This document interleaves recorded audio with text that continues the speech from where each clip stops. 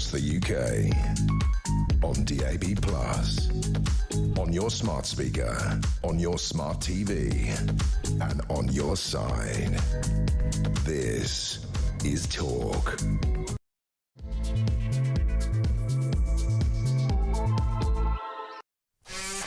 There you are. Good evening and welcome to the Political Asylum right here on Talk. I'm Kevin O'Sullivan with you all the way to 10 o'clock with 3 compelling hours of news, views and top-flight topical debate.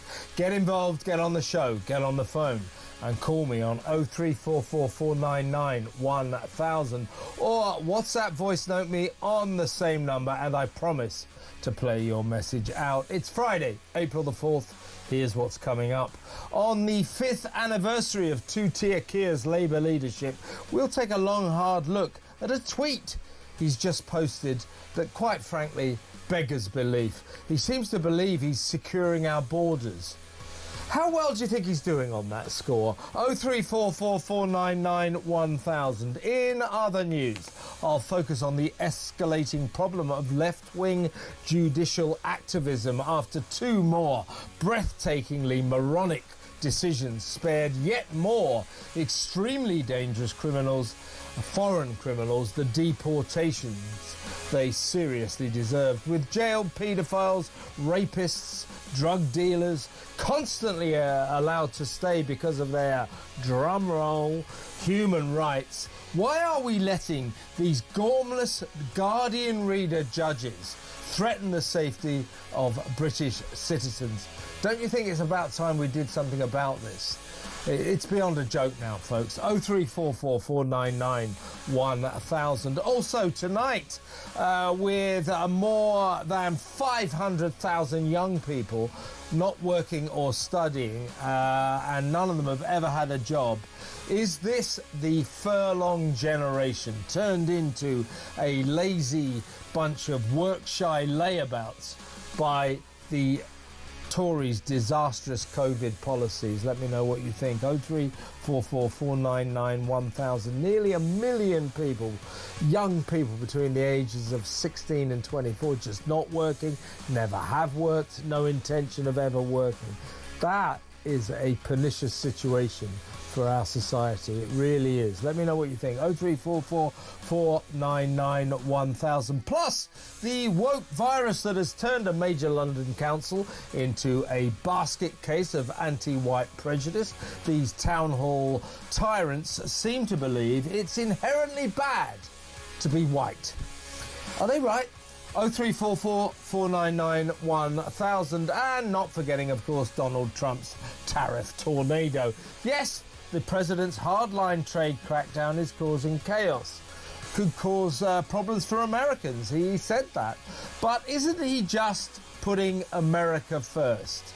I'm not Trump's cheerleader, but why exactly should the USA continue to put up with, this is just an example of what's happening all over the world, with countries all over the world. Why exactly should the USA continue to put up with Britain putting 1.3% tariffs on American goods that arrive here, while we charge them 10% on British goods that go to America? It's just not fair, is it? Mind you, look out, Donald. The UK is set to hit back with sky-high tariffs on the toilet seats we sell you. It's not going to be great for Britain, but at least it's going to be a whole lot worse for the EU. Serves Ursula and the Brussels gang right, don't you think? Couldn't happen to a nicer bunch of regulation-obsessed losers. What do you make of all this? 0344 499 1000. All that and so much more. So don't go anywhere. Stick with me right here, right now on Talk, the home of free speech and common sense. Let's spend Friday night together. And as always, I'll be spending Friday night with my Friday friend, political strategist Pete Barnes. Welcome, Pete. Hi, Kev. How's it going?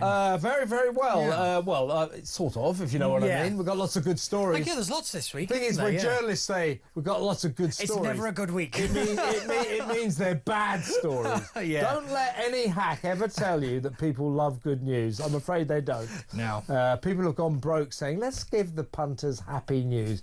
They don't want that. Nobody cares about happy news. So we have good stories, but they're bad news. Listen, before we get to a lot of serious political issues, we need to talk about Russell Brand, the comedian, who has today sensationally been charged by the Metropolitan Police with 1 count each of rape, indecent assault and oral rape, as well as 2 counts of sexual assault. This is a statement from the Metropolitan Police. We can't discuss this. The Crown Prosecution Service have quite rightly said we mustn't say anything that would prejudice this trial, but it is important that you know that. You know what's happened, that for a long time now, Russell Brand, former top comedian here turned kind of all-round God-bothering weirdo, has moved to Florida, lives over there now. Big conspiracy theorist, but always had this reputation of being a ladies' man, and now is charged with these serious sexual offences. Now, normally I'd leave it at that, but Russell Brand has responded, and he's put a message onto social media, and here it is. Have a look. I was a fool, man. I was a fool before I lived in the light of the Lord. I was a drug addict, a sex addict, and an imbecile. But what I never was a rapist. I've never engaged in non-consensual activity. I pray that you can see that by looking in my eyes.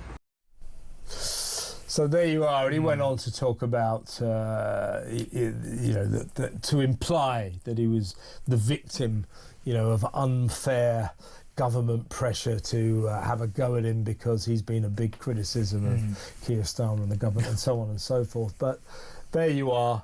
That's his response. He's over in the States. He's supposed to appear at Westminster Magistrates Court on May the 2nd. Now, as I say, he's now living in Florida, so it should be interesting going forward. But I'll have to leave it at that. But I thought it was important that you all know.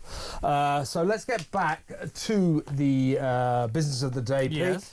And first of all, let's talk about this. This actually is the 5th anniversary of, get the champagne out. Yeah, bunting. It's the 5th anniversary of Two-Tier Keir's Labour leadership. It's really been 5 years. Yeah, yes. Time really does go slow when you're not having fun, doesn't it? I mean, to be fair, he has carried or led Labour to power, yes, which is a damn sight more than his predecessor even ever had a remote chance of doing. And the one before that. Indeed. And the one before that. Let's listen, gritted teeth, folks. Let's give him credit where credit is due. No, he's the Prime Minister. Yeah. And politically, given where Labour was under that absolute idiot Jeremy Corbyn, that is an achievement. That's no mean feat. Give him that. Without a shadow of a doubt, I won't take that away from him. But he was rather helped by a catastrophic government in complete free fall, the rise of reform. Everything was happening all at once. He was a kind of the universe gifted him this, if I'm being honest. And let's not forget, I think there was a fundamental series of lies were told at that general election by the Keir Starmer and the Labour Party. A series of them. Awful. And I think that's what if he's not careful, he will be very much remembered for, is the guy who lied his way in. Boris may have had his downfalls whilst Prime Minister, but Keir, as Prime Minister, has a lot to answer for, but I still find it absolutely staggering. At the last liaison committee, so when the PM goes in front of the House of Commons and one of the committees, he said he wouldn't change a single thing that he's been under his control. Not a thing. That I find staggering. Just absolutely. That man has either drank his own Kool-Aid or he's not living on Earth anymore. Well, listen, I'm going to urge you all to go on to Twitter or X or whatever Elon Musk is calling it this week. Keir Starmer, I mean, it's quite good to be the Prime Minister. He's got about 1.9 million followers, almost as many as me. No, I haven't got that many, but when you're Prime Minister, let me tell you, if he was in private life, Keir Starmer he'd be lucky to get 9 followers, let alone 1.9 million, but he does have a lot of followers. Quite right, I suppose, he's the Prime Minister. Anyway, he posted this yesterday. Keir Starmer, securing our borders, putting more cash in your pocket, making our streets safer, giving better opportunities to our children, cheaper energy. I'm not kidding. This isn't. This is actually serious. Cheaper energy in your home, an NHS fit for the future. Labour is bringing change to Britain. Now, I mean, is it just me, Pete, or does that absolutely beggar belief? I mean, that is like a reverse barometer list of everything this government has spectacularly failed to achieve. The only thing true in that statement was he's bringing change to Britain. That is the only thing that is true, because things are changing, but they're not changing for the good. And this is what we really have to get drilled down on, is that every single one of those claims is fundamentally untrue. You know, let's not also forget, because I was looking into this, because I forgot about the 6 pledges, the 6 milestones, the 5 missions, and the framework of accountability. So we've had a long list of things from Keir Starmer, and I don't think he's hit a single one of them. You know, it's just staggering. But I just don't know who's advising him. You know, Labour will say that all of those goals are an ongoing project, and that's fair enough. I'm not sure I'm convinced by that, but my God, right now, 9 months after they were elected, all of those goals are going in the wrong direction, and him posting that, I mean, it's like he's gaslighting us, as I put on Twitter myself today. You know, does he genuinely believe this? If he genuinely believes all of that, he needs psychiatric help. I mean, it's just beggars belief. Let me know what you think about that. Remember what we just said. What was it? Securing our borders, putting more cash in your pocket, making our streets safer, giving better opportunities to our children, cheaper energy in your home. Hello? God, that one alone. Aren't our energy prices the highest in the world? Aren't our energy prices 5 times more than those in America? Haven't they gone up by 300 quid as opposed to going down by 300 quid? And finally, an NHS that is fit for the future. Our NHS is not fit for purpose, and that too, under Labour, is going seriously in the wrong direction. What do you think about this? A Prime Minister who puts that onto social media? 03444991000. Now, I must interrupt this furious narrative with serious breaking news. The Daily Express is exclusively revealing that ousted Reform UK politician, MP, of course, for Great Yarmouth, Rupert Lowe, has had his personal gun collection seized by the police.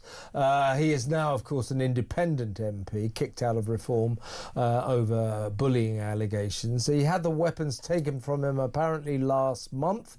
Mr. Lowe has vowed to clear his name and said he is cooperating fully with the Gloucestershire Constabulary as the guns were confiscated from his Cotswold farm. The former Southampton FC chairman, of course, is already facing allegations that he harassed 2 women in Parliament as part of his office, I do believe. Mr. Lowe, who has repeatedly denied the allegations against him, was also reported to the police earlier this year over allegations of verbal threats towards Reform UK chairman Zia Youssef. But the Express is reporting that ousted Reform UK politician Rupert Lowe has had his personal gun collection seized by the police. And he has vowed to clear his name and is fully cooperating with the Gloucestershire Constabulary. Again, important that you know that, but we'll have to leave that there because we can't prejudice any police investigation or potential legal case. But it's important that you know that. Let's get back to what we were discussing there, Pete. Now, I should stress, look, we've got various elections coming up, so we're trying to be studiously fair. And if I was to play devil's advocate against myself, and indeed Pete, I would say that what Keir Starmer is actually saying, these are our goals, these are our ambitions. So we have repeatedly today tried to elicit a response from the Labour Party and or Downing Street, and they have asked us, Downing Street asked us to reference that Labour did announce that over 3 million eligible workers are set for a pay rise of up to £1,400 a year. Don't laugh. Sorry. As the new national minimum wage and national living wage rates will soon take effect. Full-time workers can get a pay boost of up to £117 per month thanks to the increased national living wage, which Labour expect to drive economic growth by public spending more on the high streets and so on and so forth. So, you know, they I think they're sort of saying, well, yeah, we kind of accept we haven't done that now. But I would suggest, you know, whether or not they accept it, it's a fact. I mean, all of these goals that he mentioned to sort of showcase them is almost comedic. It's ridiculous. He needs better advice, if nothing else. Yes, doesn't that's he? true. That's and a bad tweet. Now, the interesting thing is, and I find it fascinating, this has not really been a bigger story, is that the director of comms, Matt Doyle, left Downing Street. I know he did. And that was kept very quiet. I find that very interesting because when things go wrong in Number 10, it is always the comms guy that's the first out the door. That is always the case because you blame the comms guy because he's not getting the message out there. Well, I hate to break it to you, we can only do so much. You know, we aren't magicians, no matter what everybody says. But just to put what he's just said into context in terms of the Labour statement, the Joseph Rowntree Foundation expect living standards to drop for the first time in over a decade. That's £1,400 families will be worse off and a 6% drop in disposable income. So for them to say that any of this is happening, I'm sorry, they're either just deluded or they are so determined to keep repeating and repeating this lie in the hopes that people will kind of believe it. It's like they're still banging on about this 22 billion black hole that keeps ballooning in size. You know, it's that. It's just that idea of just saying it again. Hopefully, people will either stop paying attention to it or it'll go away. But well, let's just we've got to go to break in just a second. But everybody, give me a call or drop me a message or whatever. Never mind the others. I mean, they're all preposterous enough. Cheaper energy in your home. All right, I'll ask you that. You can ring me that if you like. Are you finding that Labour has delivered you cheaper energy in your home? Or is Ed Miliband's net zero mania perhaps sending our energy bills in the opposite direction? I don't know. I'm just putting that out there. Is he giving you cheaper energy in your home? But this is the real doozy. Is Labour, in your view, securing Britain's borders? Are they? He's coughing. I can't help it. He's convulsing. Is Labour securing our borders? Let me know what you think. 0344 499 1000. Oh my God. Listen, there's no words to this. There's no words to the preposterousness. I don't know what to say. Listen, we're going to go to break now. When we come back, we're going to talk about what we are now framing as definite judicial activism. These left-wing judges who keep letting these dangerous foreigners stay in Britain when they should be deported. We've got 2 more cases. We need to talk about it. That next, stay tuned.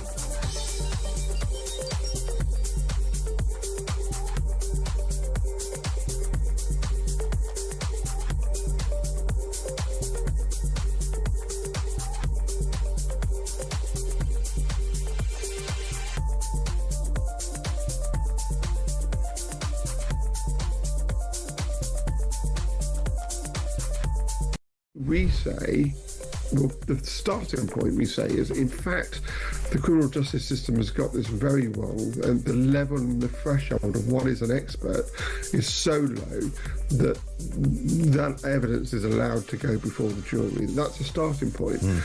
But in fact, I've gone to the best in the world, and I've simply said, look, can you just tell me what was said before the jury? Is that an accurate reflection of these hospital notes? And they've all said no. Right.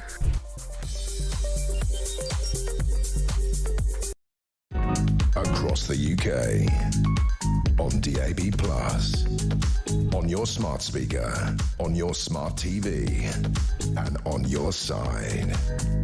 This is Talk.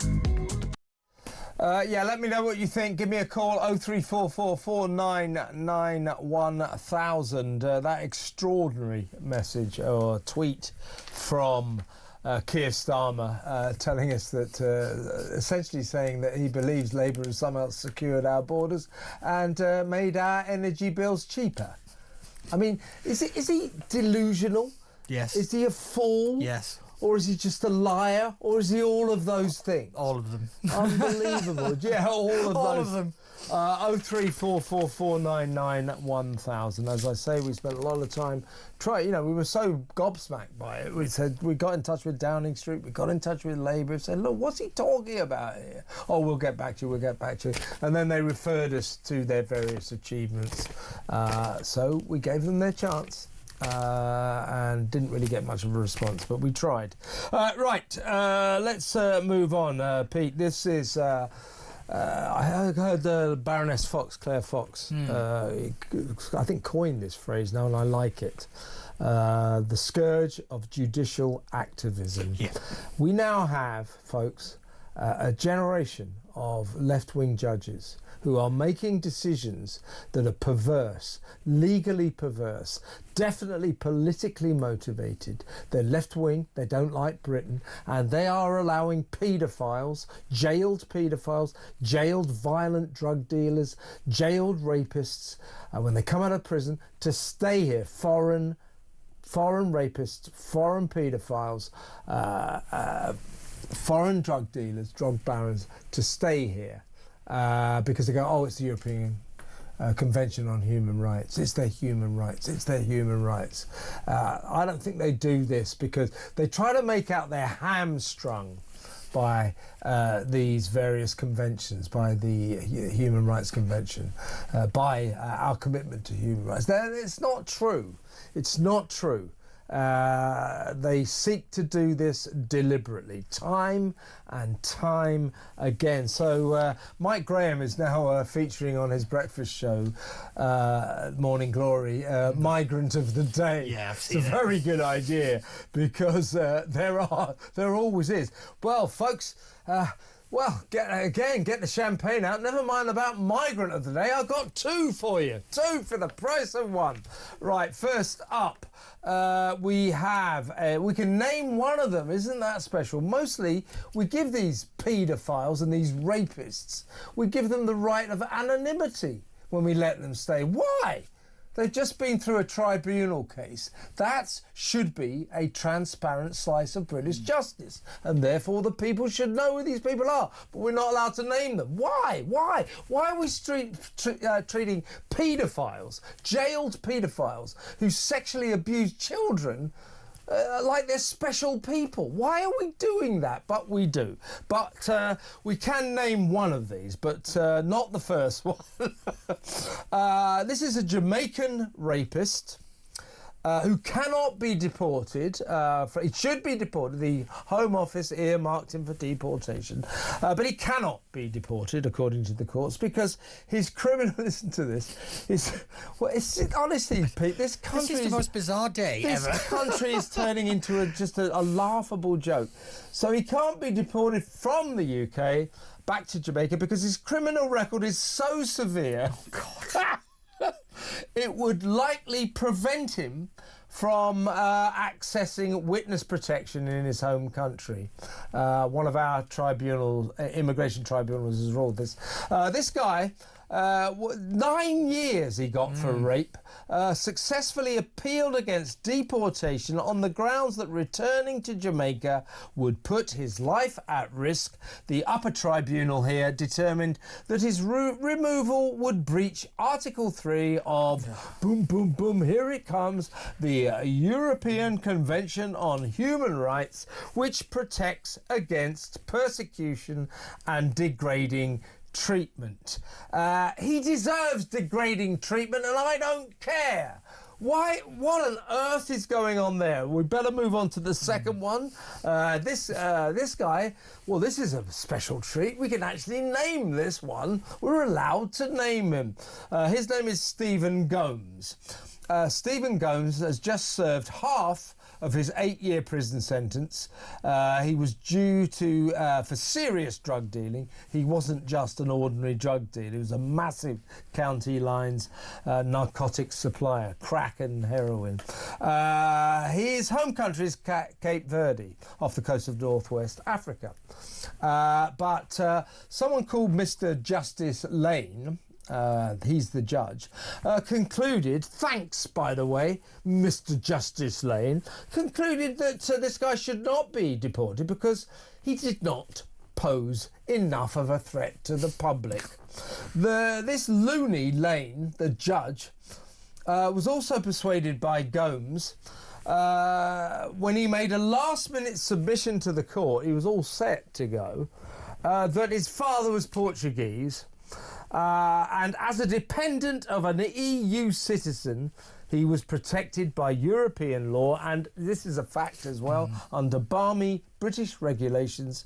Close relatives still, even though we left the EU, close relatives of EU citizens cannot be deported unless there are imperative grounds of public security. This guy was convicted in 2020 of county line drug dealing, supplying large quantities of heroin and crack cocaine. When he was arrested, he had 30,000 quid's worth of cash on him, 200 wraps of smack and crack cocaine, and he can stay put. So those two cases, what is going on? It's staggering, isn't it? But I saw there's these two cases, and then I've looked back over the last 2-3 weeks that we've done these kind of stories. There is a growing trend of the lower tribunal approving deportation and the upper tribunal stepping in and saying no, no, no. There seems to be a big difference between the outlooks of these two different kind of courts and the way that this is done. But it's just, I feel like I'm in a parallel universe where nothing makes sense anymore. Because you're right, we are becoming a laughingstock, you know. But the interesting one on the one with the drug gang guy, we could have got rid of that after we Brexited, and we didn't. This was a big failure in actually our ability to kind of take advantage of Brexit and our cleaning up the law and to actually make the law work for the British people. You know, this was a huge failure on the government's part there. I think, you know, Jacob Rees-Mogg was in charge of it, and, you know, quite a few other Brexiteers, and that should have gone. But, you know, I just think the guy's criminal record was too dangerous for him to go back to Jamaica. Why is he even in the country in the first place? Because I don't believe that a person just suddenly gets to the UK and turns into that. You know, it's just absurd. It's you absurd. know, I go back to what Armando. The other guy, they're a rapist. Yeah, rapists. You know, there are. If you get 8 years for rape, that's a very, very. I mean, all rape is obviously egregious and very serious, but. Quite a few rapists ends up with like 2 years, 3 years. If you get 8 years, that is a very serious, extremely serious rape.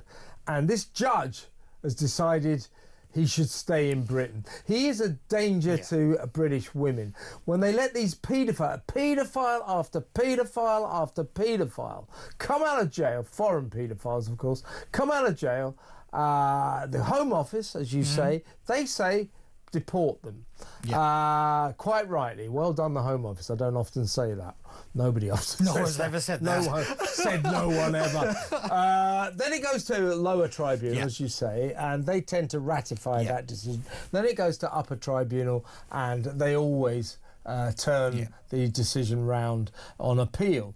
And one of the other things about this... but it's not just the first appeal, it's the second, third, fourth, fifth. I was exactly about to say that. There's no limit on the number of times these people can appeal. How is that a rule? So when these tribunals, these immigration trial. They're courtrooms. They're proper courtrooms. When they say go, you're a rapist, you're a paedophile, and you've raped a load of kids, and you've just done 6 years. Therefore, you're deported. They just appeal.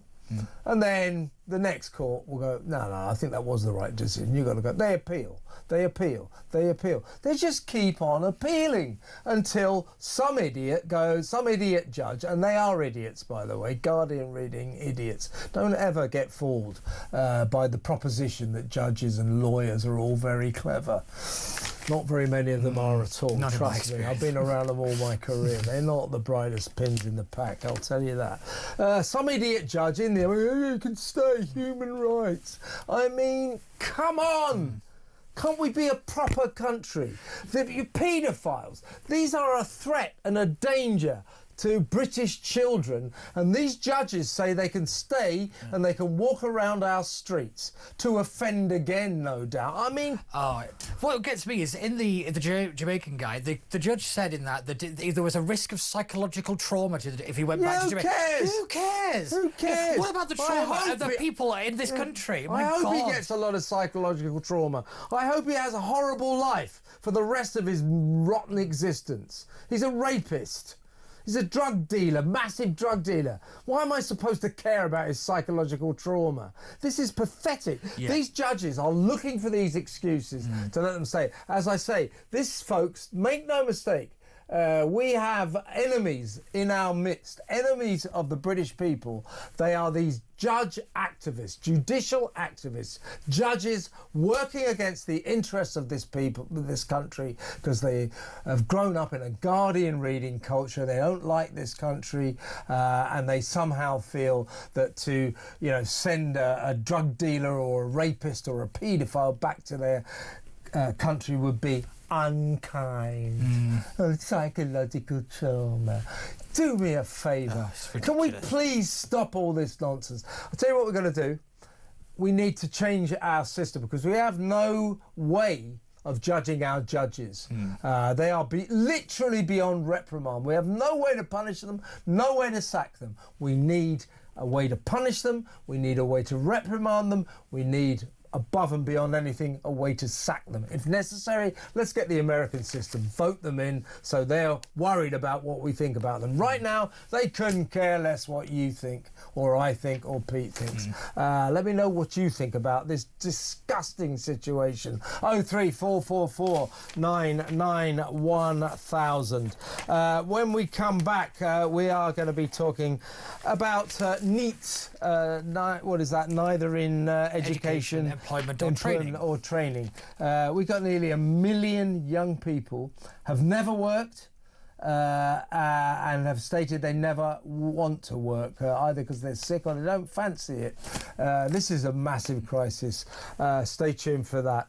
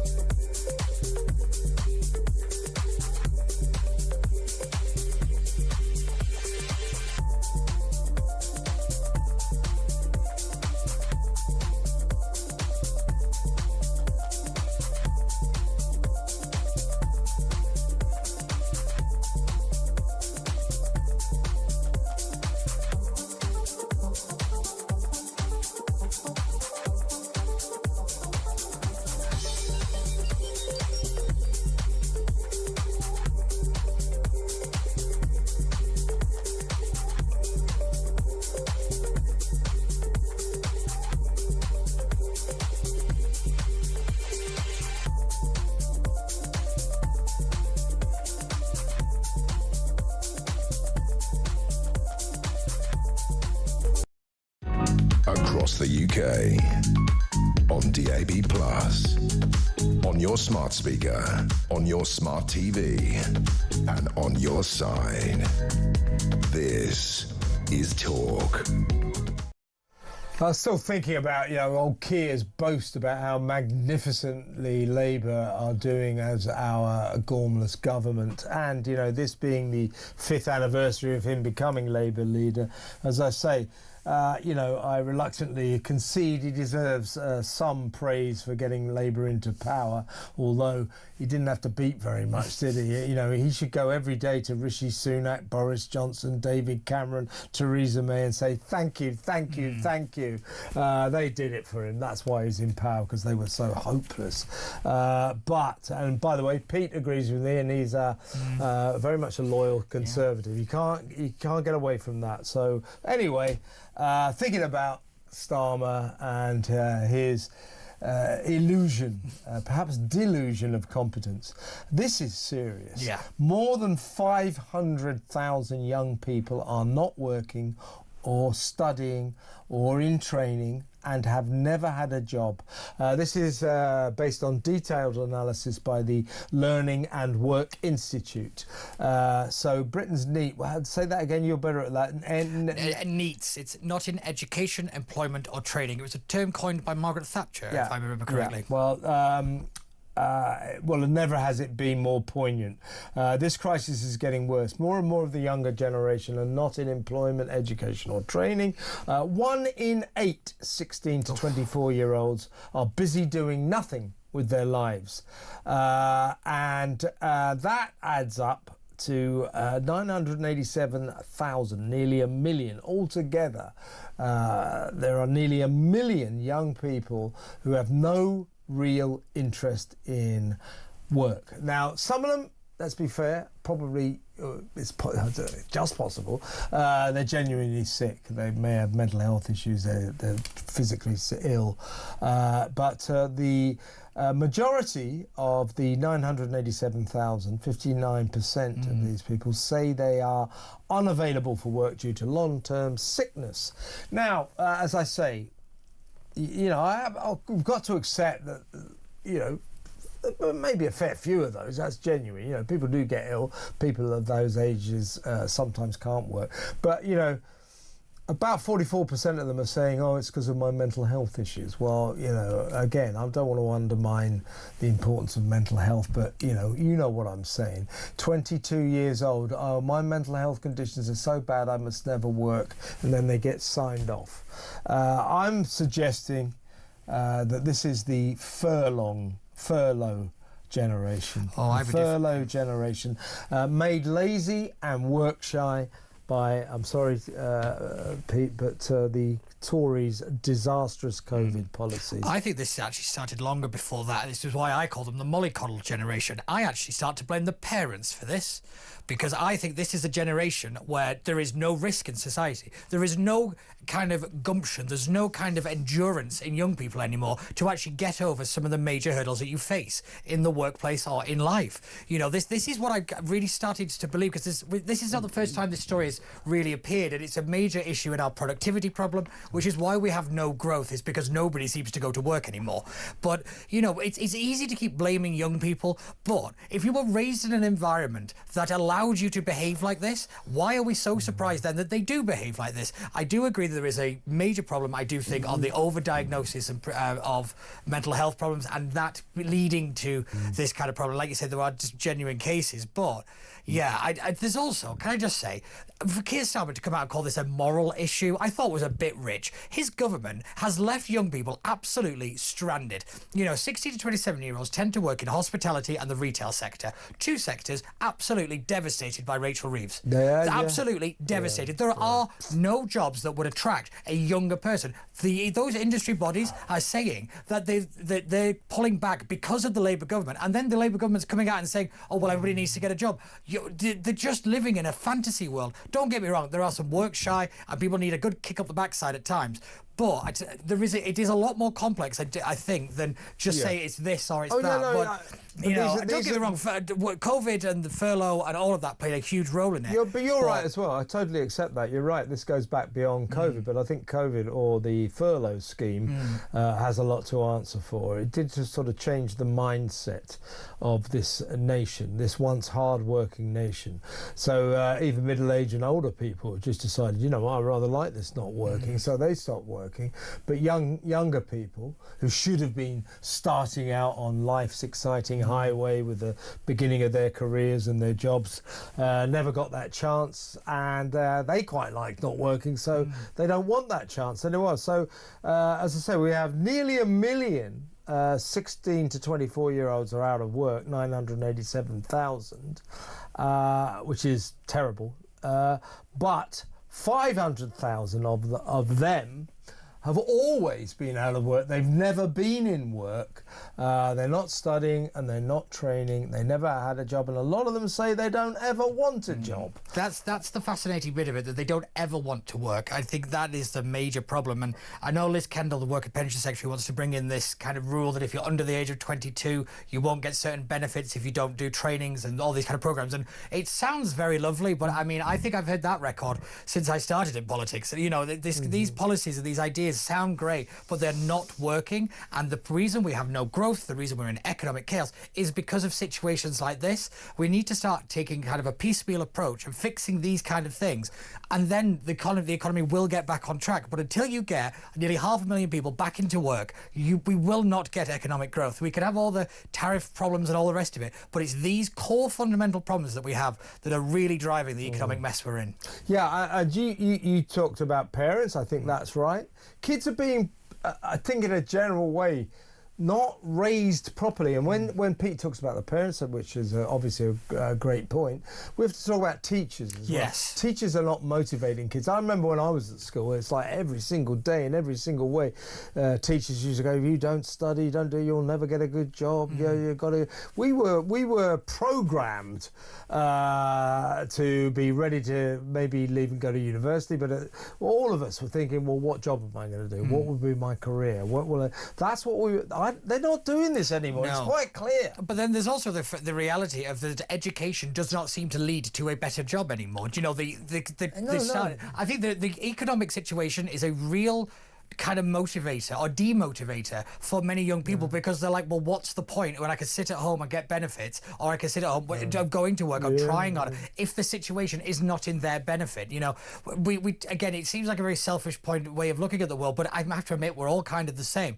But you know, we have to kind of start to make the economic situation better, to actually make work pay, to actually have some dignity in going to work, and you know, start bringing back some of these rather old-fashioned values, but these core values that kind of made Britain great at one point. I totally agree with you. And you know what the tragedy here is? The loads of these kids who just, I don't want to work. Yeah, I like hanging around on street corners, smoking dope with my friends, you know, hanging out, playing computer games.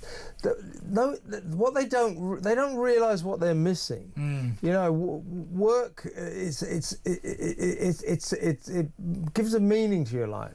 You're happier if you work. You know, these kids, they don't know the joy. Well, you know, we're working now, but I have been awake for how long? In 1 hour and 15 minutes, me and Pete are going to be very, very happy because we put in a hard shift all week, and then it's the weekend. When you finish your work at the end of the day, if you're not like me and you don't work till 10 p.m. But if you finish your work, you know, going to the pub for a pint after work, you know, these are the joys of life. Knowing that you've got a few quid in your pocket brings a purpose, a sense of being, you know, a raison d'etre. And they're being deprived of all this because nobody ever told them. Nobody is telling them. Let me know what you think, folks. Do you know any kids or young people who, you know, really should be out there and work? I mean, I do also accept a lot of young people, there are young people who want to work and they just don't find that they can find the decent opportunities. But I would say as I did for a while when I left university, you know, rather than sit around and take the dole, go and get a job in the pub or in Tesco's or something. Honestly, Honestly, listen to me. It's better. than not working. It really is. It really is. We need to do something about it. Let me know what you think. 03444991000. When we come back, I don't know about you, I'm not feeling too well. I think I might have caught the woke virus. A bit like Westminster Council. We'll tell you all about that after these messages.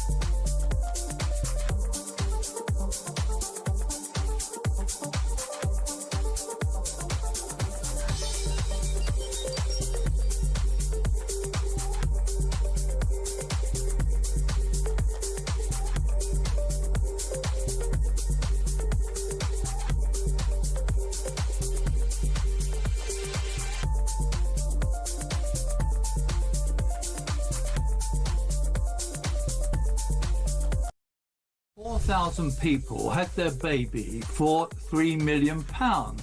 Now, I suspect that 4,000 mothers having their baby in the UK would have cost rather more than that, because that's less than £1,000 a birth. And I'd be very surprised if women went in, had a baby, stayed in 48 hours to recover, with discharge. I'd be very surprised if that cost the NHS a good deal more than £1,000 per baby.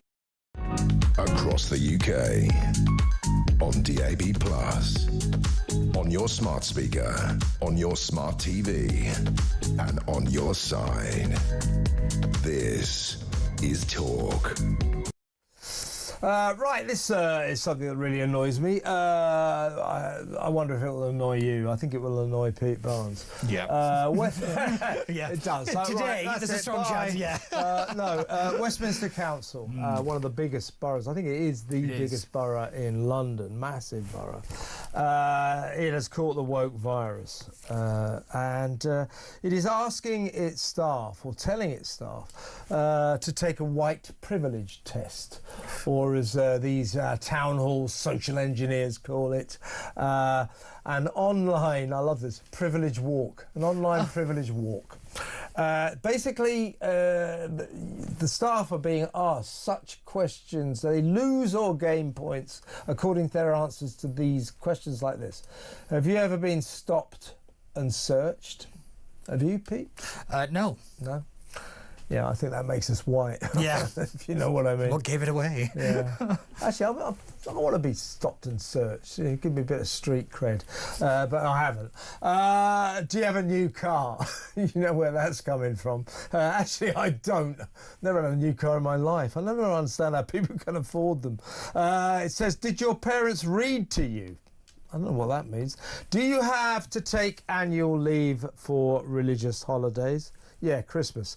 No, seriously, you know where that's coming from. Do you shop at Waitrose or Marks and Spencer? And so on. And you can see where these questions, if you say, yes, I shop at Waitrose, obviously you're steeped in white privilege. So this nonsense is apparently to fight on unconscious bias against ethnic minorities. Westminster Council is reported to want to increase global majority candidates. That basically means What they're trying to say is that the majority of people on the face of the planet are not white. I mean, I'm not sure about that mathematically. I'm sure that's the case, but that's what they mean. They want to increase global majority candidates for senior positions in the council. In other words, if you're white, you need not apply. This is racist, isn't it? Without a shadow of a doubt. And I'm just impressed at the lengths they'll go to use the word not non-white.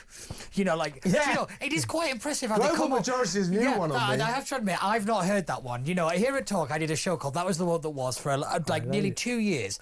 And do you That know, one didn't crop up. we had, no, it didn't, but we had these kind of stories all the time. And I go back to the point that people, you know, ridiculed woke, and it became a bit of a laughing stock. But there was a serious side to it where it was, I think the word infection is the best word, where it is seeped into our institutions, whether it be the courts or parliament or local councils or even the corporate world. You know, it has started to infect everything. And this stuff is just preposterous. Just saying non-white people need not apply. White people need not apply. Well, I mean, I'm saying that, but that that's is what it essentially means. Because if listen to those questions. Those are stereotypical questions. If you had a list of questions that were for non-white people that were very similar in tone to that, you'd be classed as a racist. Like, the double standard there is clear to see. And now, what is going on here, folks? Again, we come back to the mass ranks of Guardian readers. Well, I say mass ranks. I mean, the Guardian only sells about 26 copies a day. But these are Guardian readers, white, guilt-ridden, middle-class Guardian readers running this council, no doubt, who feel that whiteness is inherently a bad thing, and that if you're white, you are inherently privileged and you don't deserve in any way to be classed as superior to people as colour. Well, that's actually true. You know, white people are not superior to people of colour, but these Guardian reader types, they're so guilt-ridden, they want us to come to the point where we go, we're inferior to people of colour. We're so we're wrong. The awful privilege we have just because of our whiteness. We're so sorry. And you can have all the good jobs and we'll sweep the streets and so on and so forth. Well, it's perverse and it's racist. And you ask all those white working class kids on the council estates and the sink estates of this country who haven't got a penny to rub together, whose backsides are hanging out of their trousers. You ask them how privileged they feel. It's disgusting. It is. I think that's the best way of to look at this, is just to see the preposterousness of it, but also to acknowledge just how vile this actually is, because it's not just anti-white. So divisive. Yeah, it's the divisive nature. It is there to divide. The point of woke is separation. It is not to bring people together. Remember, the word inclusion means separation to these people, and that it really, really is. You know, it's just staggering to me that somebody could look at the world just through the sole prism of race, and like you say, go to some of the sink estates, go to the homeless people living on the street and say, oh well, you're privileged.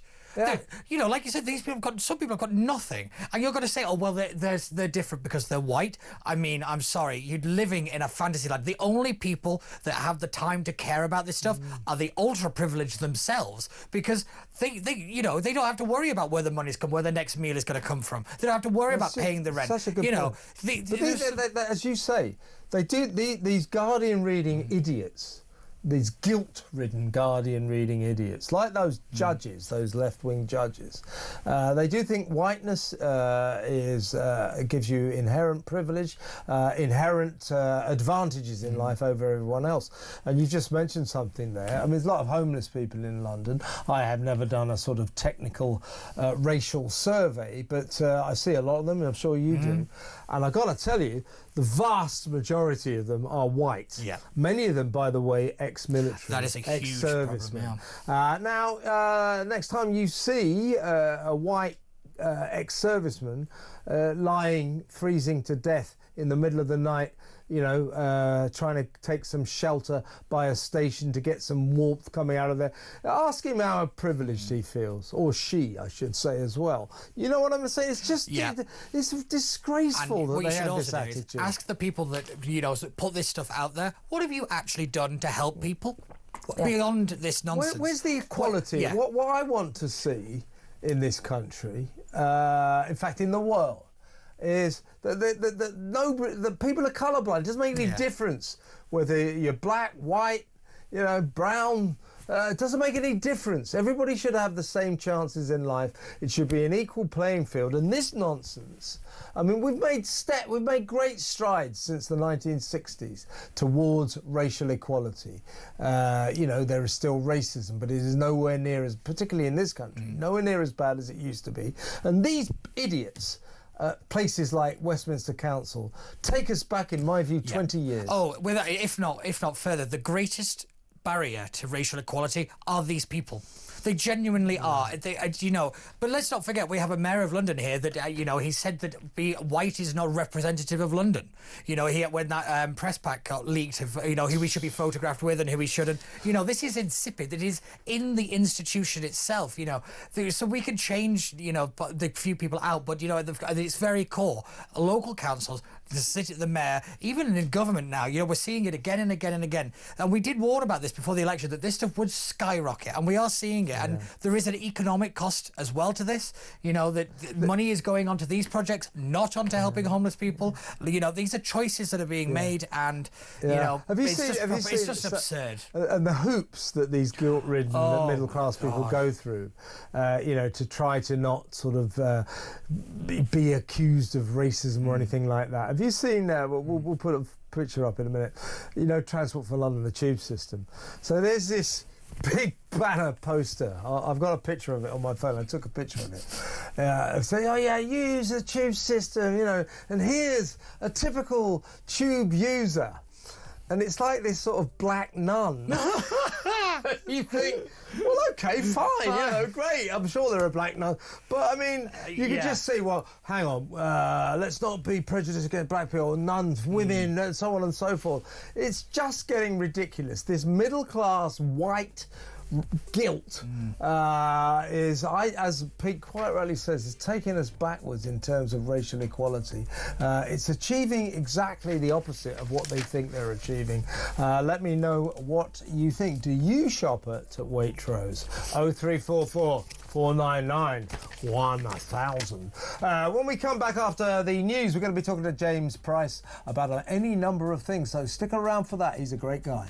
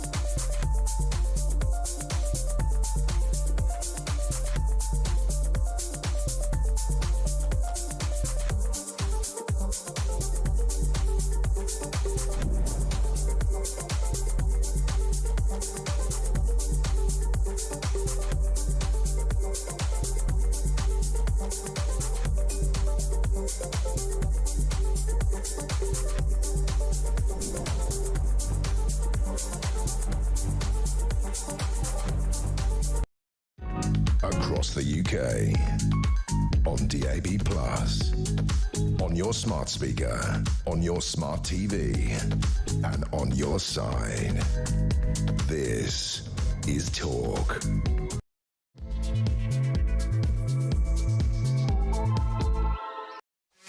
Welcome back. We've got another hour to go until it's What Just Happened, my amazing TV show. That's on from 9 p.m. until 10 p.m. Live. You can watch it on the TV. Or you can just listen to it on the radio. It's very radio friendly. So that's from 9 until 10. Brilliant show, absolutely amazing. It's actually, do you know what? It's the 99th episode, so next week, centenary special, folks. Can't believe we've done 99. Certainly didn't deserve that. But we will bring you a clip from the Tonight Show in just a little while, so a little taster of what you can expect. Now, in half an hour or so, we're going to be taking your calls. Got lots of calls. You know what we're talking about, everything we've been talking about, and I think you might want to get stuck in on our next issue as well. Now, for the next half an hour, we're going to spend it in the excellent company of a research fellow at the Centre for Policy Studies and a former Conservative government advisor, of course, the great James Price. Welcome, James. Thank you for having me on, my friend. How are you? Yeah, good to see you. And you're going to come on Tuesday, aren't you? And you're going to have to follow Rod Liddle. So good luck with that. Well, I mean, that is a tough pair of shoes to fill, but I will do my best every time. OK, usually when Rod has finished, we have to sort of bring it back to broadcastable family entertainment. But anyway, look forward to talking to you on Tuesday, James. But let's talk about a couple of stories. Now, look, I guess this is awkward territory, but what the hell? There's something a bit odd about this. So it's Eid. And I hope all of our Muslim friends are enjoying their very important religious festival. Labour are going into this sort of orgy of, celebrations. London Mayor Sadiq Khan, fair enough, he's a Muslim, but that actually not fair enough because his Eid message stuck it to Israel and frankly bordered on anti-Semitism. Keir Starmer, meanwhile, we'll play this in a minute, he put this on Twitter, X. The Downing Street celebrations, I mean, they just sort of seem like really weirdly over the top. I mean, my question is, will he be quite so effusive in a couple of weeks, whenever it is, with these gushing overtures to Christians when it's Easter? As I said today on Twitter, don't bet your Bible on it. Let's just have a look, shall we, at Keir Starmer's Eid tweet message, which he stuck on today. Eid Mubarak, everyone. It's really fantastic to see you and to be saying that here in this room. I've been really proud that we've been able to host an iftar event here in number 10, to attend the big iftar in Westminster Hall. I'm wishing you Eid Mubarak is a really special moment. The day after the election last year that I stood outside the front door here on the steps of Downing Street and I said that this would be a government of service. Yes, look, this is my place of work, but the building, and I want you to get a sense of this, it really belongs to you as well.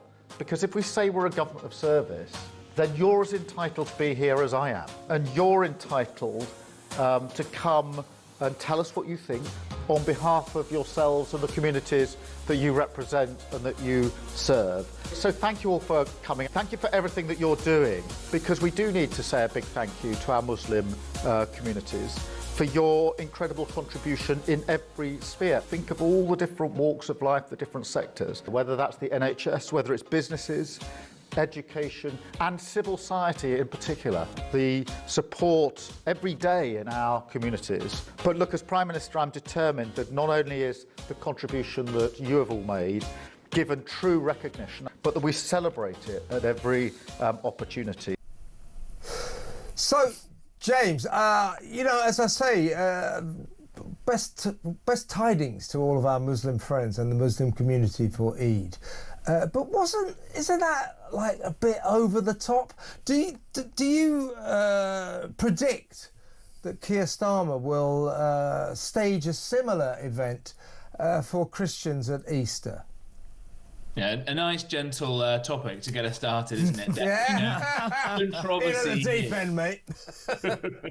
The old hospital pass. Look, again, and when difficult topics like this come up, we all feel obliged to have to go and do all of the disclaimers, and I'll be the same. People in Britain should be free to have whatever beliefs they want about the metaphysics of reality, about how the universe was created and what happens to you when you die.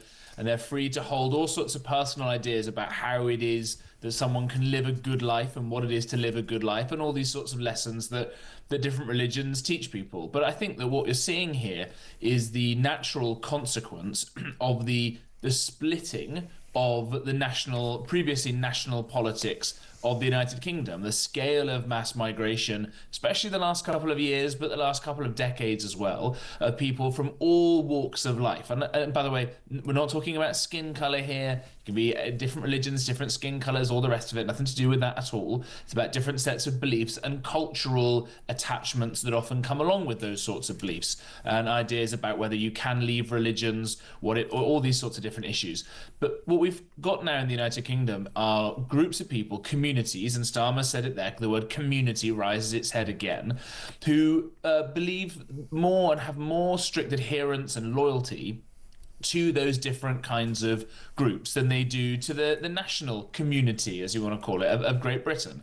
They care more about their people from their own clans, from their own religions, from their own backgrounds, from their own countries of origin, all these sorts of things, than they do. And therefore, politicians, in a desperate desire to get votes, because that's what politicians are there for, will pander increasingly to this. And we're going to see a kind of Lebanonization of our politics. We're already seeing that right now, or a Balkanization, maybe even a South Africanization of things, as you get politicians going after these groups and will say different things. And of course, if you've got lots and lots of people from one background, as we do in the United Kingdom now, have lots of people who are Muslims, you will start having politicians think, well, I'm going to say things that I know as a broad rule, or I assume those people will find interesting. And we've seen the proof of this in the war between Israel and Hamas in recent years. That's why it is that there were several members of parliament who were returned at the last general election almost explicitly on a kind of Gaza ticket, and those people have then gone on not just to talk about that, although they have disproportionately talked about that issue,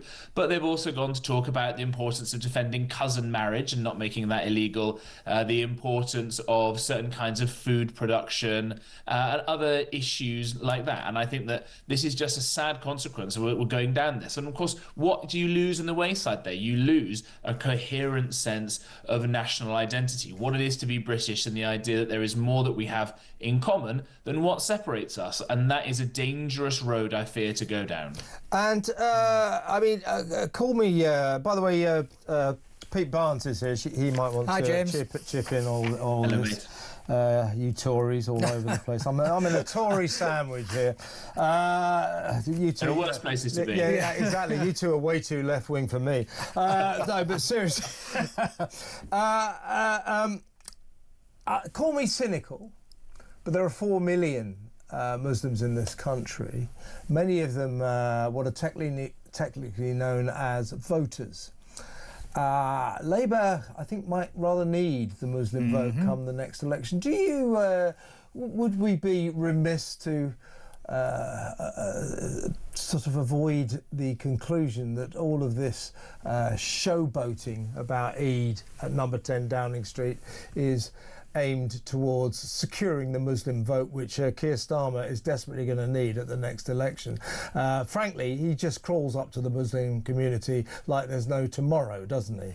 Well, I'll add some extra context to this. The vote share for the Muslim vote in the Labour Party, the last general election, went from 65% to 36%. It went, the top 30 seats with the majority of Muslim population, 18 of them are held by the Labour Party. There is some real politics and some real numbers that about what we're seeing from coming out of the number 10 and the rest of the government now, because I do believe that this is pandering, and it is to keep votes. That's all it is, in my opinion. I don't really think that Keir Starmer is that bothered bothered about them having an iftar or whatever, whatever it may be. I think this is just about him the Labour Party clinging on to power, because the Muslim vote is a core constituency vote for the Labour Party, and that is slipping away. As James rightly brought out. Hence he's doing this. Yeah, Do you agree, James? Yeah, absolutely right.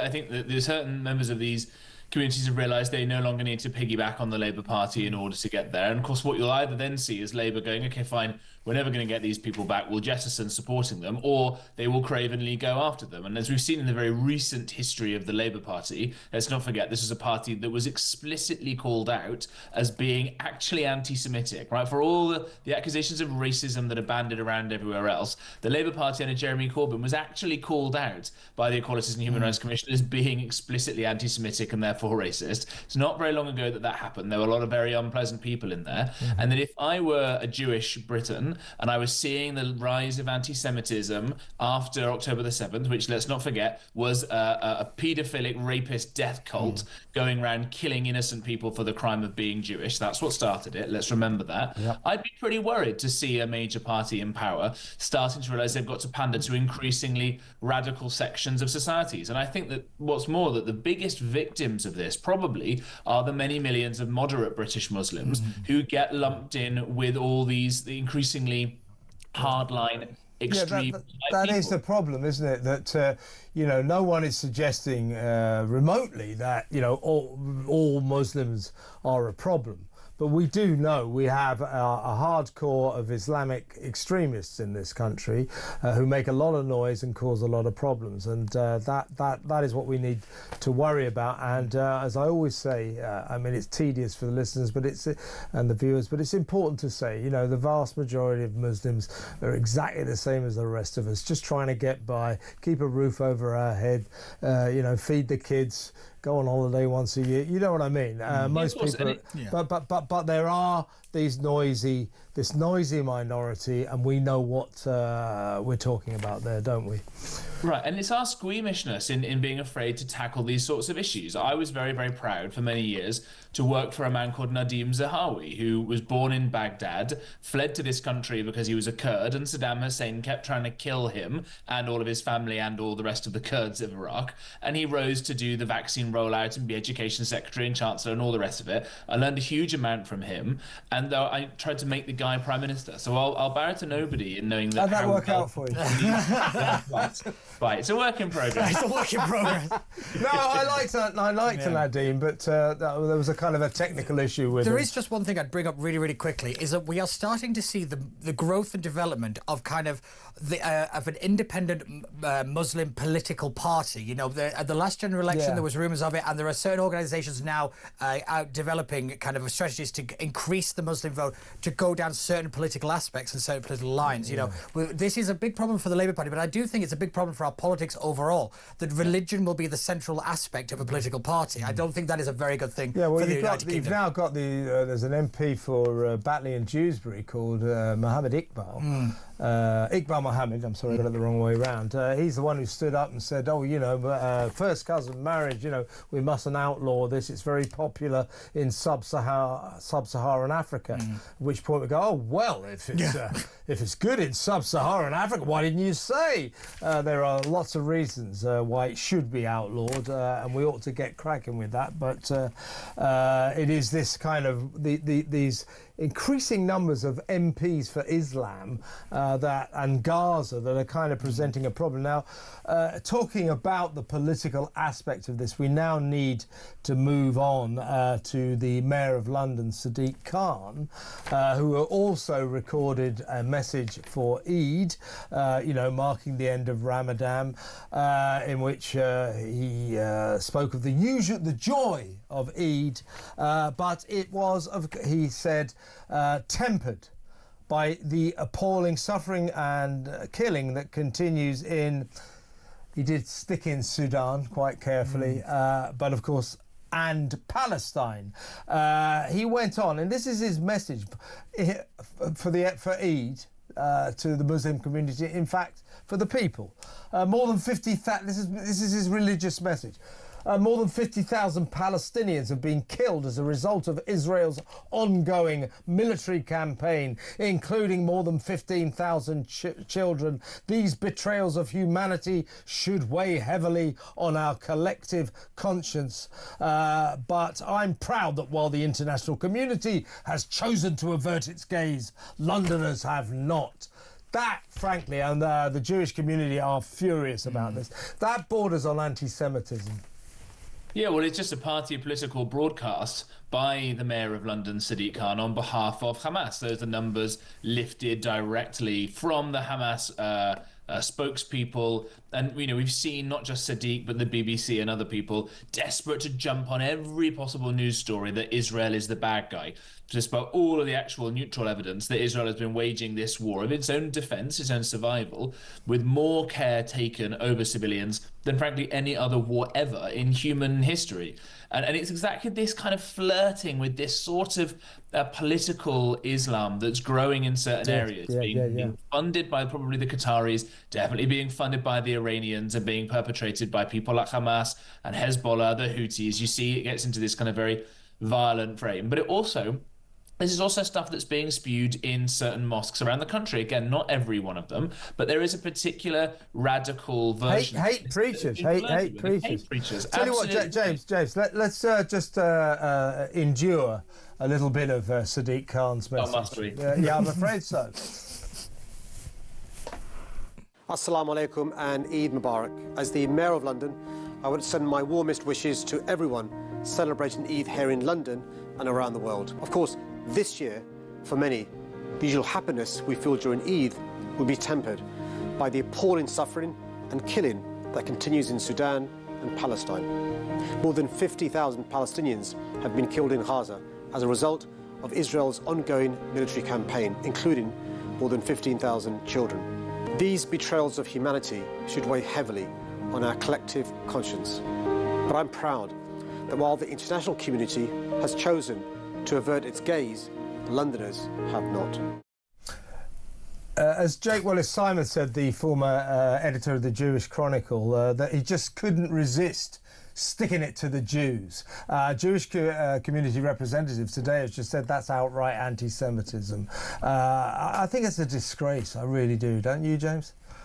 Yeah, absolutely right. Look, we just said that under Jeremy Corbyn, the Labour Party was an explicitly anti-Semitic organisation, and we saw in the immediate aftermath of the October the 7th attacks, before Israel even mopped up the last few terrorists that were on their territory, we saw people outside the Israeli embassy in London cheering. We saw people in capitals around the world. You know, I think the worst example I saw was in Sydney in Australia, people literally shouting, kill the Jews, gas the Jews, death to the Jews, all this sort of stuff. You know, and so if you're the mayor of a big cosmopolitan city like this, we know there are all kinds of increasing levels of ethnic, of sectarian, of religious tensions. To go all in pell-mell on one set of very controversial and highly disputed numbers, knowing that that will cause a spike in hate crimes again, is not just irresponsible, as you say. I think it's pretty racist, it's pretty anti-Semitic, and it's coming from the kind of gentler left who will try and tar everybody with the brush of being racist, apart from when they do it themselves, because for some reason, as David Baddiel and others said, Jews don't count. And that is the scary thing we're seeing here. And look, again, it's not all Muslims by far, but there is an element of this in Islamic society in the UK, as there are in others as well. And there are other intolerances. You know, the kind of views of the school near me, the primary school, right around the corner from where I live, that says that it's an optional dress code for 5-year-old girls to wear hijabs, but it's mandatory for 8-year-old girls in a school in London around the corner from me, mandatory for 8-year-old girls to wear hijabs. If that had been any other religion or organisation, be completely unacceptable. And yet we go too softly on the more extreme elements of these societies, and we don't even see that anymore in lots of Islamic countries in the Middle East. I just think we should seriously think about following France and banning the burqa. I agree. But listen, let's go to break now, and when we come back, I'm afraid we have to talk about Donald Trump and the tariff tornado. So we'll talk about that after these messages. Stay tuned.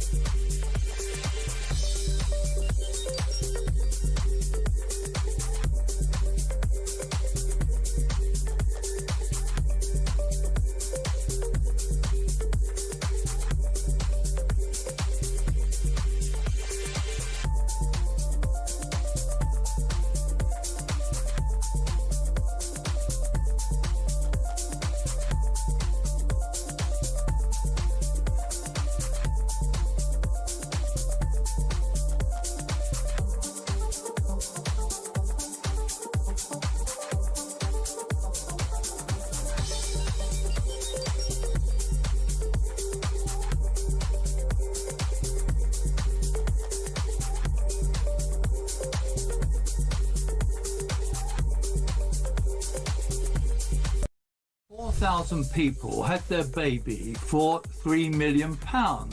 Now, I suspect that 4,000 mothers having their baby in the UK would have cost rather more than that, because that's less than £1,000 a birth. And I'd be very surprised if women went in, had a baby, stayed in 48 hours to recover, were discharged. I'd be very surprised if that cost the NHS a good deal more than £1,000 per baby. Across the UK, on DAB+, on your smart speaker, on your smart TV, and on your side. This is Talk. Welcome back. I'm still with the excellent James Price, but before we go back to him, and of course Pete Barnes is in the studio, as I told you earlier, in about 40 minutes or so, it is my TV show, What Just Happened. That'll go from 9 until 10. You can watch it. It's hilarious. You can look at me and everything. What a treat for you. Or you can avoid looking at my ugly mug, which you may well seriously prefer, because it's entirely radio friendly. But here's a little clip. Our migrant crisis is the maddest thing on the face of the planet. We just allow people to get in these stupid little boats, come across the English Channel, and then we just give them loads of money. It's like turning on an electromagnet, and they just kind of come across the channel towards us. There you go. So there's lots more like that, but there's lots of jokes and it's funny, serious discussion as well. Lots of Meghan and Harry stuff, and also Russell Quirk does a magic trick. So you don't want to miss that, do you? Let's go back to James Price now. James, it's time to talk tariffs. It's time to talk Donald Trump now. We're hearing now that Wall Street is in chaos. Trillions of dollars have evaporated. Some experts are predicting there's a 60% chance of a global recession. Donald, meanwhile, says that Two-Tier Keir is thrilled with Britain's comparatively low 10% deal. And Britain is now, finally, perhaps growing a pair of balls, I don't know, is threatening reprisal tariffs on 8,000 American products, including toilet seats. So look out, Donald. So it's carnage at the moment. Donald Trump always said this. And, I do understand, this is making Britain feel bad. It's hitting us hard. It's not hitting us quite as hard as the EU, so we can take some solace for that. But you've got to look at this situation. Until now, the goods that that we sold to America, they had a 1.3% tariff on them.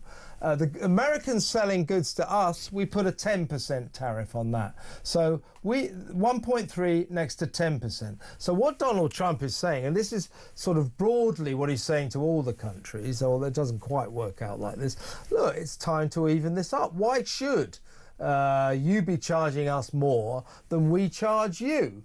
Now, the reason that this happens, this is a throwback to the aftermath of the Second World War, where generous America, generous rich America said, well, we're going to help the world out.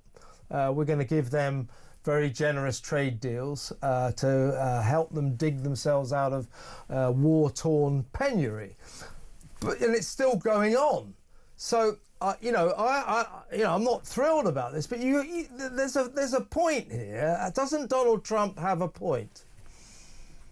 As ever, I assume there is some method in the madness, because that helps me sleep better at night if I think of it that way. Firstly, I'd say it's always fun to see when stock markets tumble like this, to see leftists go, oh no, look at the stock market. These were people who a few months ago were cheering the literal cold-blooded murder of a private company CEO because capitalism bad, and now because they get to use it as a stick to beat the bad orange man, they get to pretend to care about the stock market as if they've ever cared about business before on the left, because they're usually too busy regulating it out of existence or taxing profits to the point where it's no longer a worthwhile actually doing any work or anything. So I don't take any of the criticism of people on the left very seriously when it comes to this. I do think it's a big gamble from Trump to gamble versus the entire mainstream establishment orthodoxy on these things and the big risks of everything coming along his way. I suppose his logic is partly this kind of reciprocity point, but I do think that's a bit silly. When someone shoots themselves in the foot, you shouldn't reciprocate by shooting yourself in the foot as well. I do think there is perhaps some method in that he's trying to get the, it's a bit complicated, but the long-term debt repayments and deficit repayments that America has to be cheaper to finance by doing this in a sort of roundabout kind of way.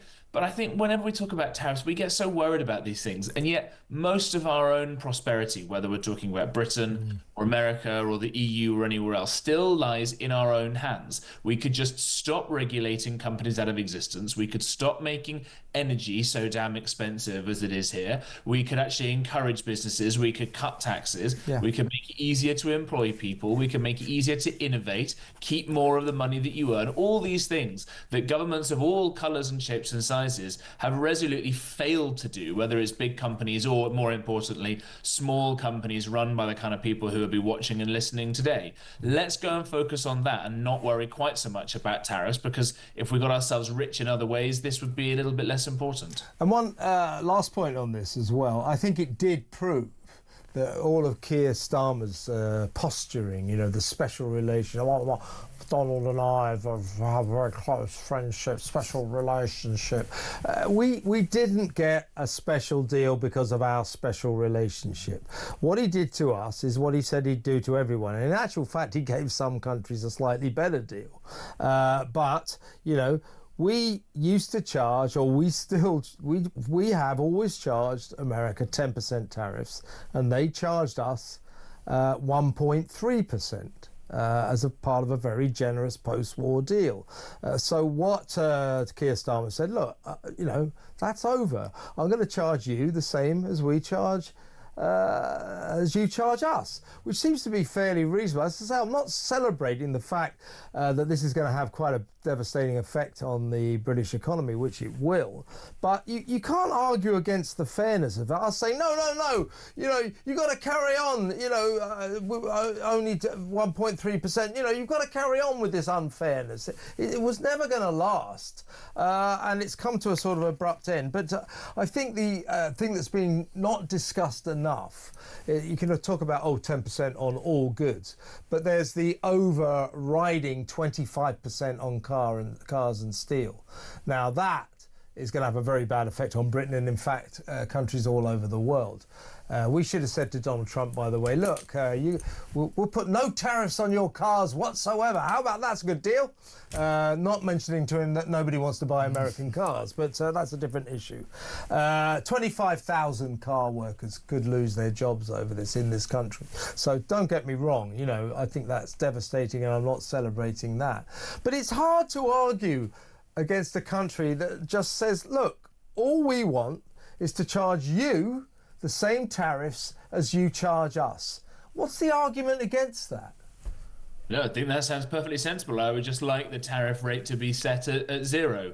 I think it's just a dead weight, and I think that it's a tax on businesses and on individuals, and that money just ends up going to governments. And as we know, government can't spend money very well. It never can, and it never will. I would rather that money stays in the pockets of people listening to this program and the businesses they run or the businesses for whom they work. I think that individuals, families, businesses can always spend their money better than any government can do. And I think you're dead right. This is nothing to do, by the way, with Keir Starmer's negotiating ability. I note that we've got, I think, the same tariff rate on us as that uninhabited island that only penguins live. The McDonald's island. Yeah. I think the only thing, can you buy burgers there? I think Starmer's negotiating skills are about as good as the penguins, frankly.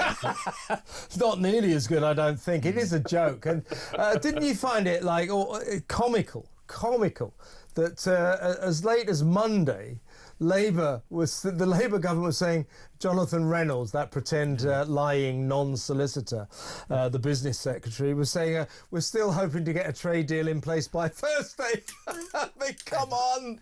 Yeah, I could just to chime in on that point. I still find it interesting that Keir Starmer has now put a 4-week kind of deadline on for this trade deal as well. I mean, talk about an ambitious move. Donald Trump's just going to ignore that.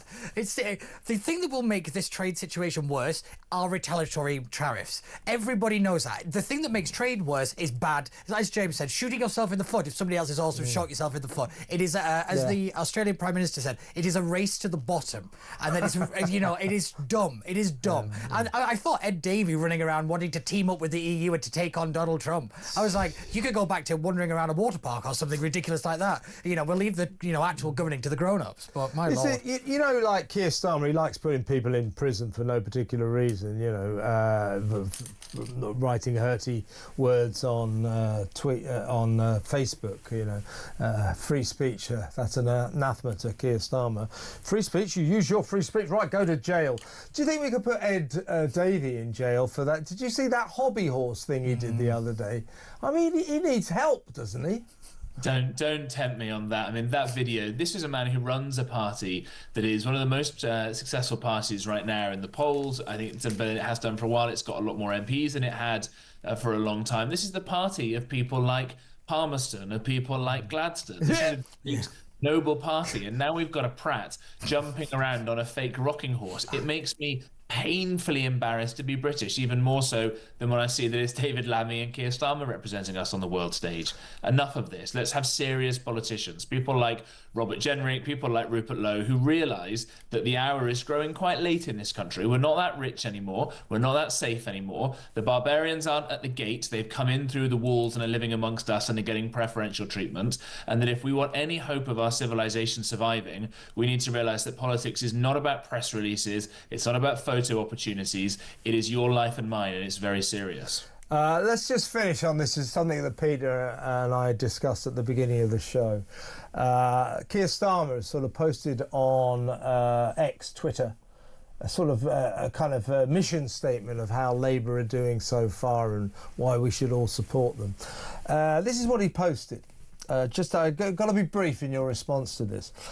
Securing our borders, putting more cash in your pocket, making our streets safer, giving better opportunities to our children.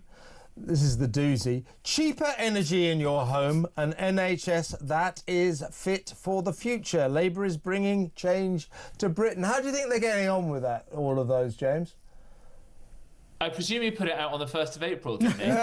Some of an April Fool's. It's just, honestly, as I said, I've put it on Twitter. I said, you know, are you a liar, a fool, delusional, or all three? I mean, it's just unbelievable. I don't know what advice he's getting, but he should have been a bit more careful than that. By the way, before we part company, congratulations on your marriage. I thought you looked like a very handsome couple, and I thought your dog Tennyson looked lovely as well. I'll let you know. Thank you. So congratulations on that, and it is now incumbent upon me to say, James, the magic words, see you next Tuesday. Thank you. Thank you very much, James. See you next week. Bye. James Price there. Let's go to break.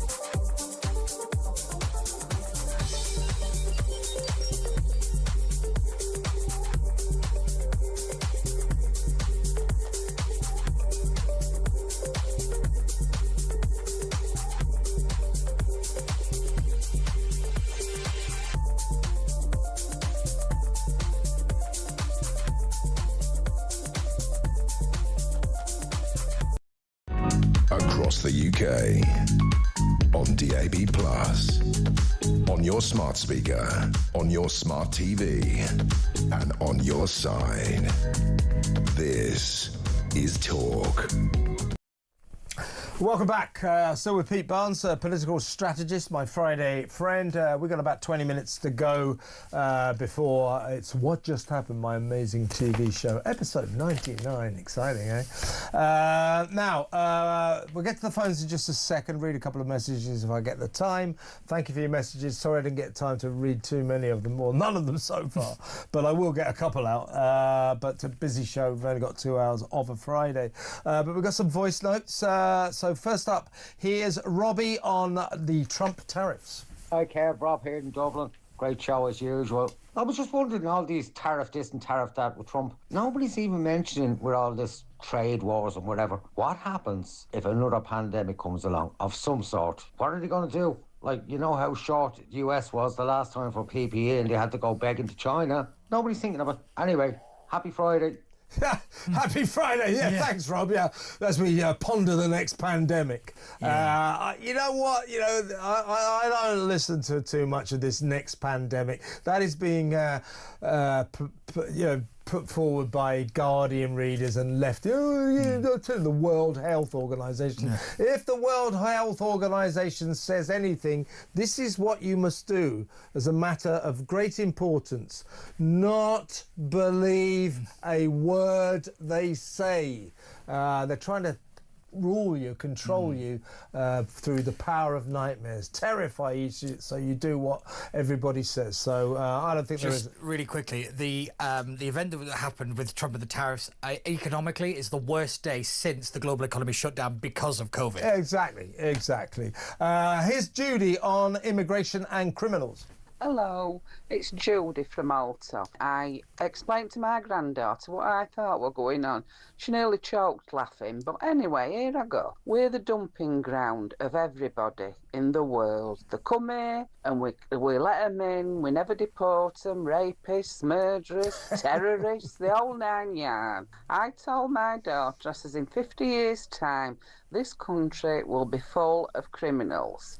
And what'll happen then is they'll build a wall or a barrier all the way around UK and it will be a dumping ground for everybody, just like Escape from New York. So that's my theory. I'll tell you what, Judy, I hear you. Yeah. I hear you, who seem to be heading in that direction. Excellent voice note. Thank you very much. Our final voice note tonight, Sarah on young people, these young people, work-shy people who aren't willing to work. Hi, Kev. It's Sarah from Croydon. I'm coming at this from a two-pronged approach about kids not being in work, not being in education. I was a teacher. I taught post-16. And I worked with kids who didn't do very well at their GCSEs. After a long time teaching, I left in 2015 because the writing was on the wall for me. I was a manager, and more I was being held accountable for the results of the kids that I was teaching. And the problem was the kids weren't meeting me halfway. They clearly were not being taught to be resilient. They weren't being taught that you put in and then you get something back. And I could see where it was going and I just didn't want to do it anymore. I think it's a lot to do with the education system. I think it's a lot to do with parenting. And I think lockdown didn't help. I also think it's about teaching them to be resilient at the end of the day. Thanks a lot.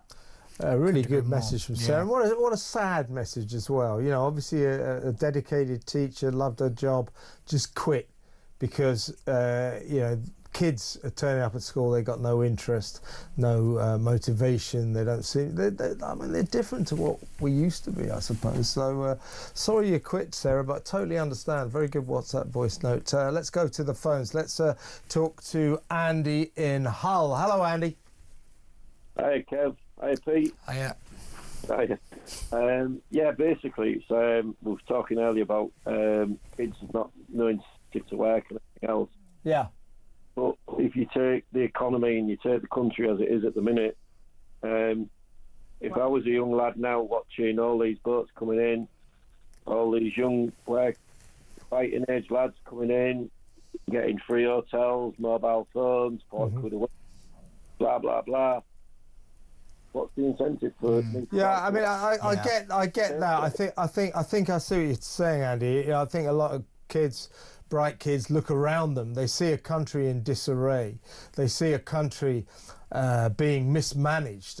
They see this constant invasion, our lack of sovereign borders, and I don't think they have a sense of place. They don't really feel centred anymore. I see what you mean.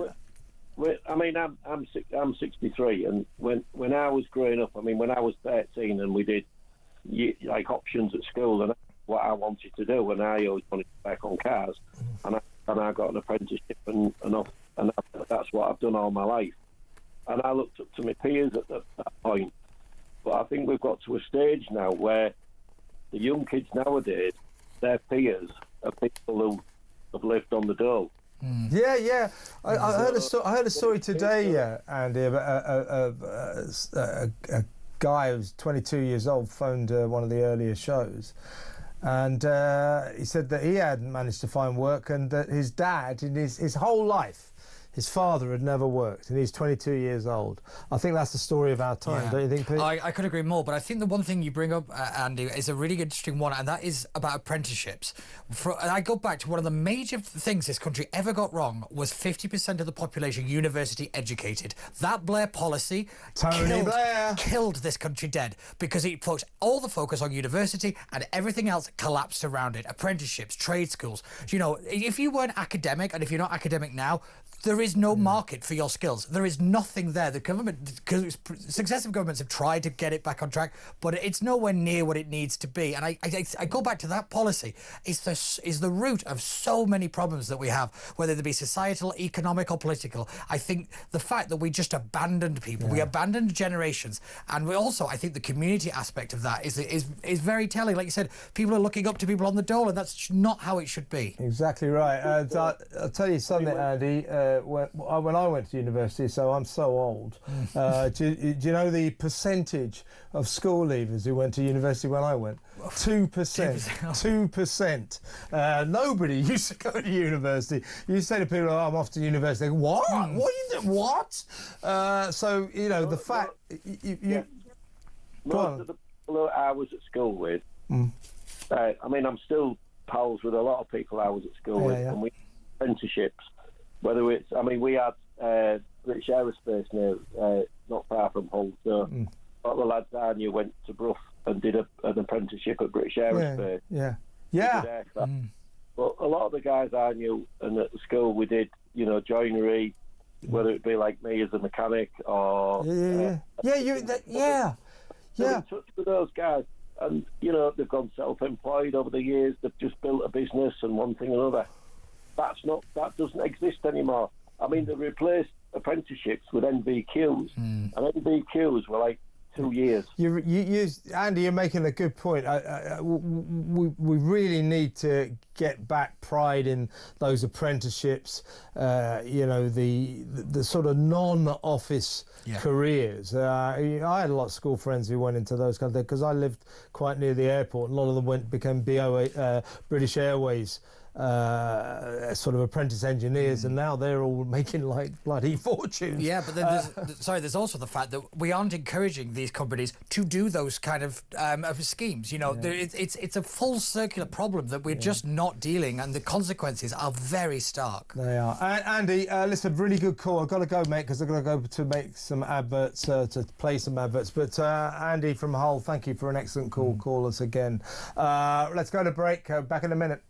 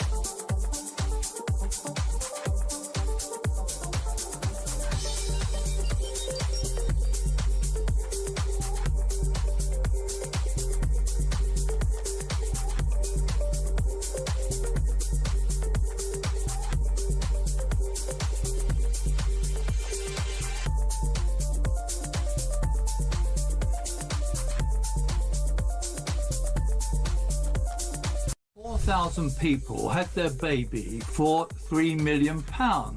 Now, I suspect that 4,000 mothers having their baby in the UK would have cost rather more than that, because that's less than £1,000 a birth. And I'd be very surprised if women went in, had a baby, stayed in 48 hours to recover, were discharged. I'd be very surprised if that cost the NHS a good deal more than £1,000 per baby.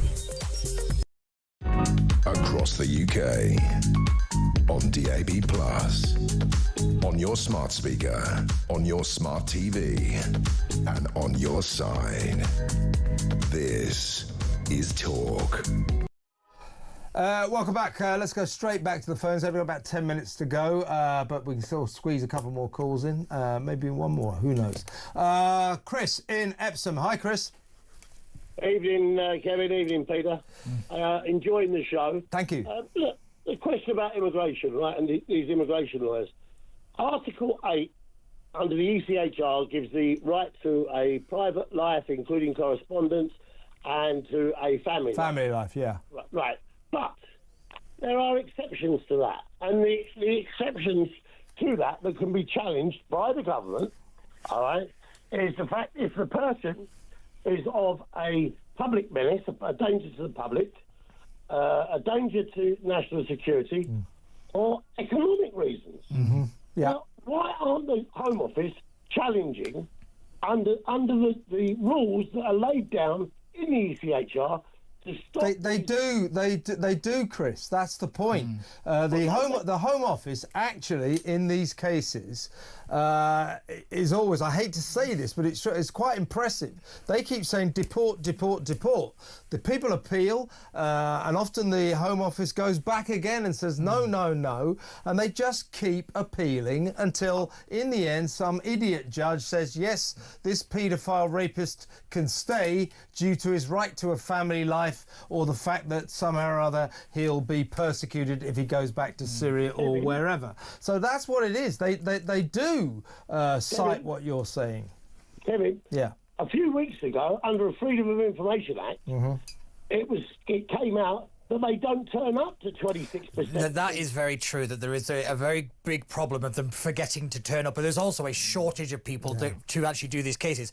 But the one thing, and I think that this really brings up the problem of just getting rid of the ECHR is not the fix here. This is about the culture we have in this country. Yeah, so they'll just find a different law to use to keep these people here. It's because of the outlook of the judges that are adjudicating these cases that are the problem. Pete is exactly right, Chris. You see what he's saying? No, it's not. It's not about the black and white of what it says in the European Convention of Human Rights, what Article 8 actually says.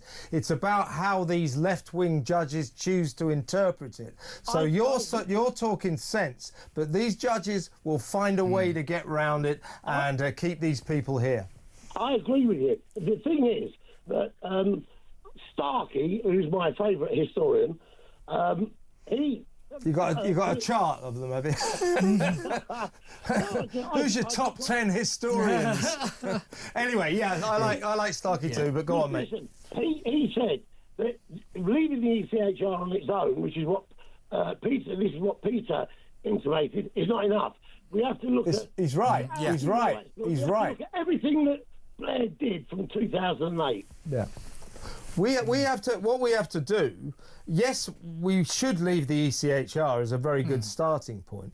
But what we really have to do is bring these judges into line. We have a thing going on now called judicial activism. We've got left-wing judges who are working against the interest of this country because that's their political outlook. And they're kind of infused with this pathetic, be kind, Guardian reading claptrap. And they just don't want to deport anyone. And we're never going to get anywhere with that. I know. So we got to bring. Wait, hang a second. Yeah. The man in charge of the judges has represented every type of terrorist There's Richard Herman, but the thing is, he's not really in charge of them. No one is in charge of judges. We have no way. We can't sack judges. We can't punish judges, no matter what mistakes they made. We can't even reprimand them. And we need to change that. We need to make judges afraid of the people. So if they start making these decisions like this paedophile rapist can stay in the country, we should have the right to get rid of them. And if they were scared for their jobs, they wouldn't be doing this. Yeah, if more than scared for their jobs, if they were scared for their families, buy a big house next to their houses and all that. Yeah, but of course they never live in places they have to worry about. The one thing I will say, to really get to grips with this issue, is we have to tackle left-wing activism on university campuses, which is feeding these people this nonsense, who then go into the workforce, into the judiciary, into the legal system, and actually spread it further. The reason we're getting it now is because all the judges were students in the 70s and 80s and radicals. Yeah. This is the consequence of not taking woke seriously and just laughing it off. They're brainwashed. These judges are brainwashed into this kind of be kind outlook, and they are the centre of the problem. Chris, really good conversation. Got to move on though, mate, but thank you for ringing. Call again. And very lastly, let's just squeeze in, if we don't mind saying that, Stephen in London. Hello, Stephen. Hi, Kevin and Peter. A point that's I haven't heard being made about tariffs is that they're bad for the country that imposes them, because they Paris protect the companies in the country from competition from businesses outside the country, and tariffs are usually imposed because businesses within a country lobby the government to impose them. So if businesses in the UK will lobby the UK government for tariffs, that means the UK companies don't have to compete with cheaper products from outside of the UK, and they can be less efficient. Well, a lot of people. One thing about tariffs, I believe in free trade. A lot of people who believe in free trade say tariffs are an aberration. They're a political imposition on free trade. Ronald Reagan hated tariffs, but I think Donald Trump thinks he's on a mission to make things fairer for America. And frankly, I've got quite a lot of time for that. I can see where he's coming from. It's not fair, though. Well, I'll tell you what's not fair. Is hitherto us charging America 10% on their products and them charging us 1.3%. That's not fair. Yeah, but it's not, is it, though, Stephen? It's not fair, is it? As I said, a country that imposes a tariff is hurting itself because it's protecting. But they're already there, though. The thing is, Stephen, I completely agree with you in principle, but the thing that Trump has put a major kind of deal risk into this, because if the American consumer does change its consumer habits and actually just goes for the cheaper product, you're right that it will hurt itself in the long run. The tariffs are a way of shooting yourself in the foot, but it is, like I said earlier, it is how a country reacts to the tariffs that will make the situation better or worse. Starmer, to give him credit, I think is doing the right thing by waiting, because Mark Carney jumping in with 2 feet, giving 25% is ridiculous. But why, Stephen, should we be allowed to charge America a lot more than they charge us? Why would that be fair? Well, yeah, but you get. Well, why? No, answer the question. Why would that be fair? Charging a high tariff. It's not fair, is it? If you're going to have tariffs, isn't Trump right? They should be equal. They should be reciprocal. Yes? Charging a high tariff. No. We charge America, like most countries, we charge America a lot more than they charge us. Donald Trump's case is, from now on, we're going to charge you exactly what you charge us. That's fair enough, isn't it? Yeah, the point is, us charging a high tariff hurts us more than it hurts America. Because we've been doing it for years. We've been doing it since the Second World War. And having a high tariff hurts us more than it hurts America, because it means that... But don't you get my point, Stephen? What Donald Trump just says, we're going to charge you what you charge us. Hitherto, we've been charging them 10% and they've been charging us 1.3%. That's not fair, is it? He's missing the point. No, is that fair? Is that fair, Stephen? Is that fair? Answer the question. Is that fair? It's not fair. Yeah, thank you very much. We got there in the end. Listen, Stephen, gotta go. Thank you very much. Stephen in London, he wasn't going to...